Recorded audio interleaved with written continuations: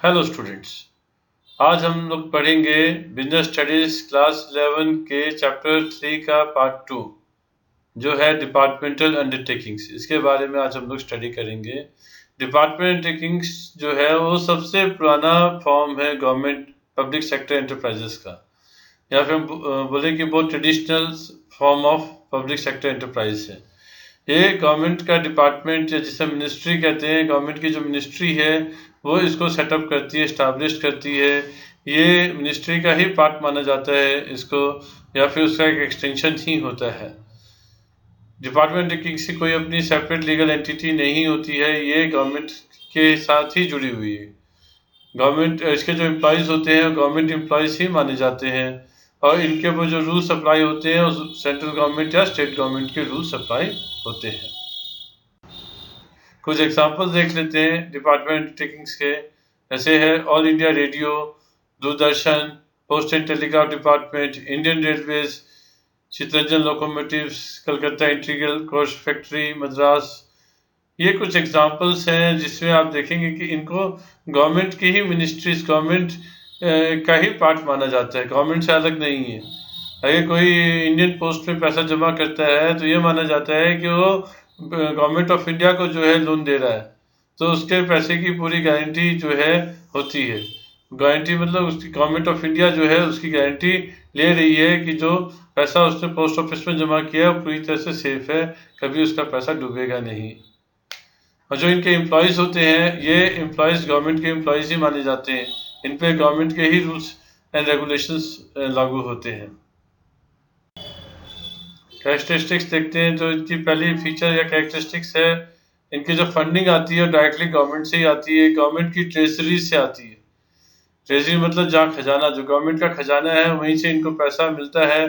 Government के budget में से ही एनुअल अप्रोप्रिएशन में होता है गवर्नमेंट का जो बजट का, उसी में इनको फंडिंग दी जाती है। उनको जो सपोर्ट होता है, फंडिंग सपोर्ट, वो डायरेक्टली गवर्नमेंट के बजट से मिलता है। जो ऑडिट कंट्रोल्स हैं, जो अकाउंटिंग कंट्रोल्स हैं, इनके ऊपर वही अप्लीकेबल होते हैं जो गवर्नमेंट के एक्टिविटीज़ के ऊपर होते हैं। Same audit and accounting controls applicable होते हैं जो बाकी गवर्नमेंट एक्टिविटीज़ के ऊपर होती हैं। इनके जो एम्प्लॉयज़ हैं उनको गवर्नमेंट सर्वेंट्स ही माना जाता है। उनके जो रिक्रूटमेंट है या कंडीशन सर्विस है सेम होती है जो बाकी के गवर्नमेंट एम्प्लॉयज़ की होती है। इनको जो अकाउंटेबिलिटी है डायरेक्टली पार्लियामेंट की तरफ होती है, पार्लियामेंट में अकाउंटेबल होते हैं। ये जो है डायरेक्टली जो है मिनिस्ट्री के अंडर में आते हैं, तो मिनिस्ट्री को डायरेक्टली अकाउंटेबल होते हैं, और ये पार्लियामेंट में इनके लिए इनके ऑपरेशंस पे क्वेश्चंस पूछे जा सकते हैं। अब मेरिट्स के ऊपर आते हैं। डिपार्टमेंट टेक्निक्स की क्या क्या मेरिट है। पहला तो ये है कि गवर्नमेंट कंट्रोल है, इन कंपनीज के ऊपर पार्लियामेंट का कंट्रोल रहता है। पार्लियामेंट में इनके जो रिपोर्ट्स हैं, एनुअल रिपोर्ट्स, वो पेश की जाती हैं, और इनके बजट जो है पास कराने पड़ते हैं पार्लियामेंट से। ये जो कंपनीज है या अंडरटेकिंग्स है, ये high degree of public accountability रहती है, क्योंकि इनके बारे में जो पब्लिक के रिप्रेजेंटेटिव्स होते हैं पार्लियामेंट में, वो इनके ऑपरेशंस को लेकर, इनके फंडिंग को लेकर, इनके कामकाज को लेकर जो है क्वेश्चंस उठा सकते हैं, और गवर्नमेंट इनका जवाब भी देती है। तीसरा जो है ये गवर्नमेंट की इनकम का सोर्स भी है, क्योंकि इनको इन एंटरप्राइजेस को जो भी इनकम होती है ये डायरेक्टली गवर्नमेंट के ट्रेजरी में जमा हो जाती है, तो ये एक तरह से सोर्स ऑफ इनकम है गवर्नमेंट के लिए।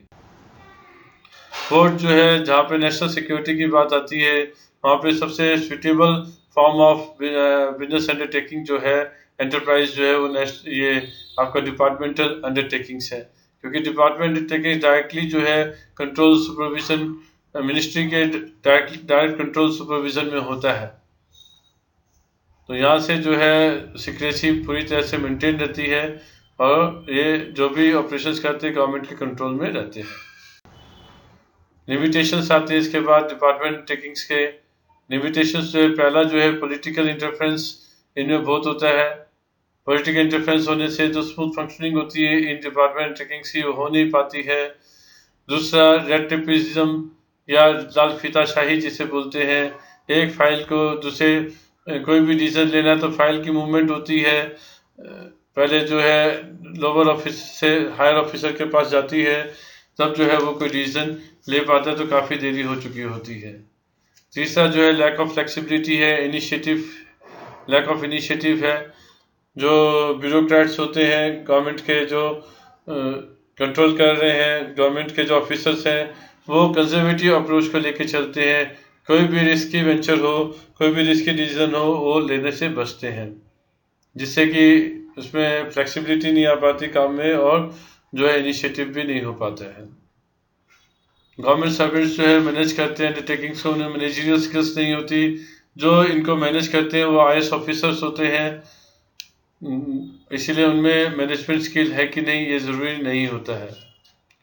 टॉप मैनेजमेंट जो है ज़्यादा काम से बर्डन रहता है। थैंक यू स्टूडेंट, इतना ही करेंगे आज हम।